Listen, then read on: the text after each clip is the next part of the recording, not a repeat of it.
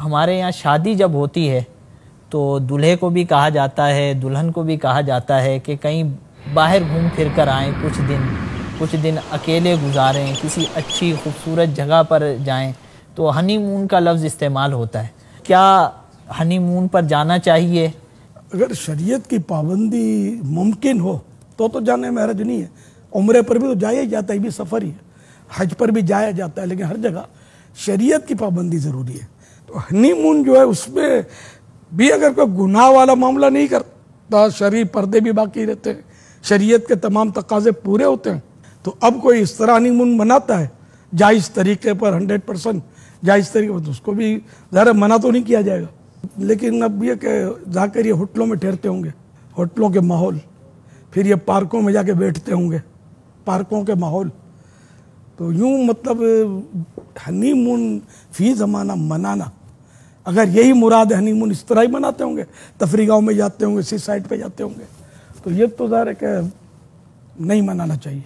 हुज़ूर, एक पॉजिटिव तब्दीली तो हम माहौल में देख रहे हैं कि अब रुझान जो है शादी के बाद हज का अगर सीज़न होता है तो हज की इस तरह तरकीब बनाई जाती है, या उम्रे पर दूल्हा ले जाता है दुल्हन को, तो इसकी पजीराई होनी चाहिए। जी, जो साहिब हैसियत होते होंगे और मजहबी जहन होता होगा तो ये करते होंगे, लेकिन अक्सरियत ये नहीं करती।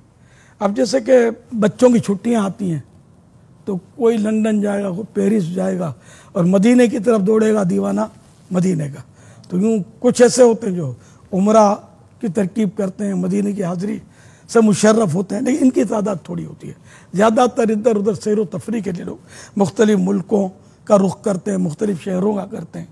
अब सर्दियों में कुछ लोग जाते हैं, ये बर्फ़बारियाँ देखते हैं छुट्टियों में, या छुट्टियाँ कर लेते होंगे अपने ही मुल्क में, दूसरे शहरों में जहाँ बर्फ़बारियाँ होती है वहाँ पहुँचते ही है।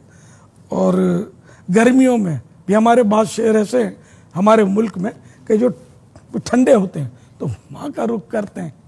तो इसलिए भाई वो अपना तो है ना कि देखना है तो मदीना देखिए, कसर शाही का नज़ारा कुछ नहीं, तो बस ये होना चाहिए कि मदीना देखे, बाकी हर शे से आंखें बंद कर ले। इस पर मुझे एक वाक़या याद आया।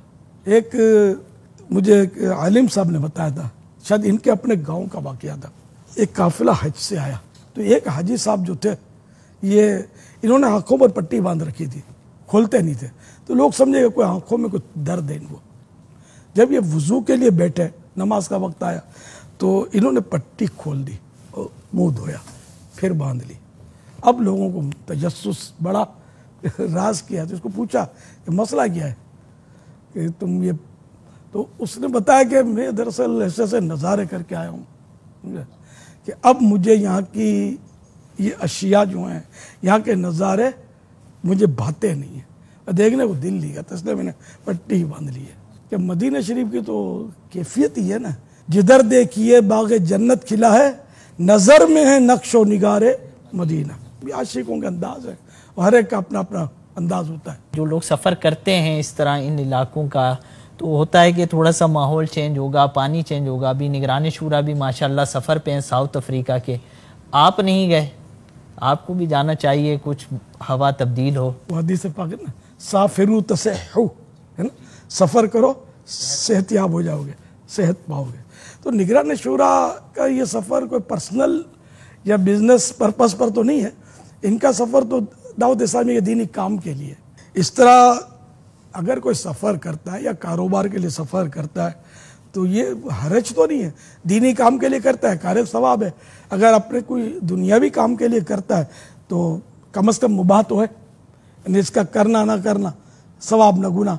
बाद सूरतों में ये मुबाह सफ़र को भी सवाब का सफ़र बना सकते हैं अच्छी नीयतों के साथ। तो मुतलकन सफ़र तो मना है ही नहीं।